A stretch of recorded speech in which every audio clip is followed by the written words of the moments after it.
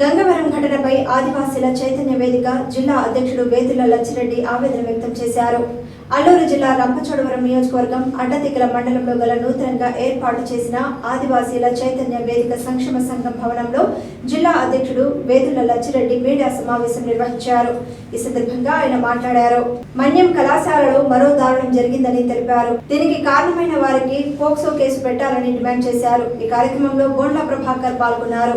నా పేరు వేదుల లచ్చిరెడ్డి, ఆదివాసుల చైతన్య వేదిక సంక్షేమ సంఘం జిల్లా ప్రెసిడెంట్గా ఏఎస్ఆర్ జిల్లా రంపచోడవరం డివిజన్. అయితే ఈరోజు ఏఎస్ఆర్ జిల్లా గంగవరం మండలం బాలికల ఉన్నత పాఠశాలలో మరి బాలికల మీద ప్రధాన ఉపాధ్యాయునటువంటి సుండ్రు రామకృష్ణ అనే ఉపాధ్యాయుడు మరి 6వ తారీఖు నుండి వెలుగు చూసినప్పటికి కూడా ఆయన యొక్క లైంగిక వేధింపులు పిల్లలపై మరి దీనిపై ఆయన చేసినటువంటి తప్పులను అక్కడ ఉన్నటువంటి వార్డెన్ గారిని అలాగే డిప్యూటీ వార్డెన్ గారికి అక్కడ ఉన్నటువంటి బాలికలు ఎవరైతే లైంగిక వేధింపులకు పాల్పడినటువంటి బాలికలు ఉన్నారో ఫిర్యాదు చేసినప్పటికీ కూడాను మరి ఈ వార్డెన్ డిప్యూటీ హెచ్ఎం గారు ఉన్నతాధికారులకు ఫిర్యాదు చేయకుండా ఈ ప్రధాన ఉపాధ్యాయునటువంటి రామకృష్ణ చేసినటువంటి తప్పుల్ని వెనక వేసుకొని వస్తూ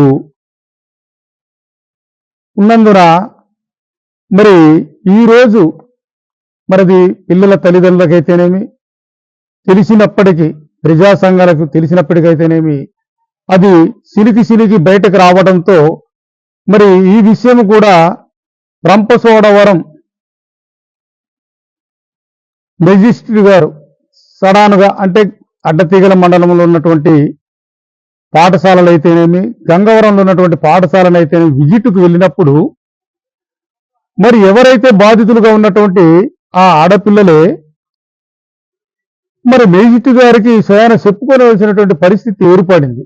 అక్కడ మరి వాటిను డిప్యూటీ హెచ్ఎం మరి అక్కడ గిరిజన సంక్షేమ శాఖ టీడీ గారిని కానీ పిఓ గారిని కానీ ఫిర్యాదు చేయకుండా పక్కన పోలీస్ స్టేషన్ ఉన్నప్పటికి కూడా ఫిర్యాదు చేయకుండా దాచిపెట్టారంటే మరి వారు కూడా ఈ యొక్క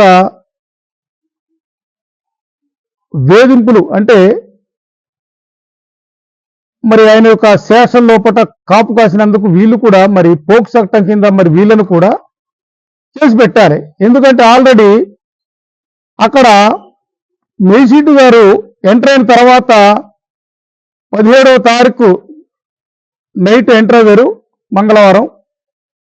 మరి అప్పుడు పిఓ గారు సస్పెండ్ చేయటం అంటే ఎంత దారుణమో ఒకసారి అర్థం చేయండి. అక్కడంటే మేజిస్ట్రేట్ గారు విజిట్కి వెళ్ళకపోతే ఈయన ఎక్కడున్నాడో మంగంపాడు డిప్యూటీషన్ కింద విధులు నిర్వహించమని పంపించారు.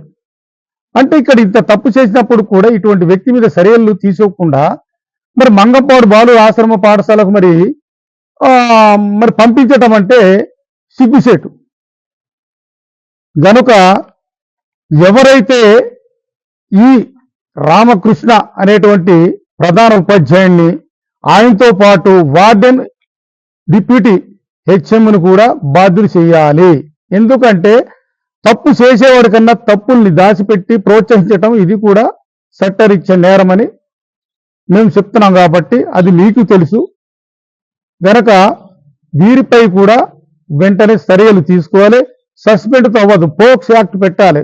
పిల్లల్ని మరి మానసికంగా మరి వారిని వేధించటం అంటే ఎంత నేరమో అది మీ అందరికి కూడా తెలిసినటువంటి విషయమే. అలాగే ఇక్కడ ఏటీడబ్ల్యూ గారు అంటే కృష్ణమోహన్ గారు ఆ పాఠశాలకి ఏటీడబ్ల్యూ గారు. ఈ ఏటీడబ్ల్యూ గారు అక్కడికి వెళ్ళిన తర్వాత మరి ఈ రామకృష్ణని ఈరు కాస్తున్నాడో రామకృష్ణ ఆయన కాస్తున్నాడో వీరి వెనకాల ఏ రాజకీయ నాయకులు ఉన్నారో కానీ మరి నిజంగా మేజిస్ట్రేట్ గారు అక్కడ విజిట్కి వెళ్ళినంత వరకు మరి వీళ్ళ మీద ఎవరు కూడా చర్యలు తీసుకోలేదు. ఎవరు ఐటీడీ అధికారులు కానీ అలాగే డీడీ సెక్షన్స్ కానీ కలెక్టర్ గారు కానీ ఇదంతా మరి అక్కడికి వెళ్ళిన తర్వాత కలెక్టర్ గారు తెలిసిన తర్వాత కలెక్టర్ గారు మరి వెంటనే సస్పెండ్ చేసినట్టుగా మేము ఆర్డర్ కాపీ చూసాం.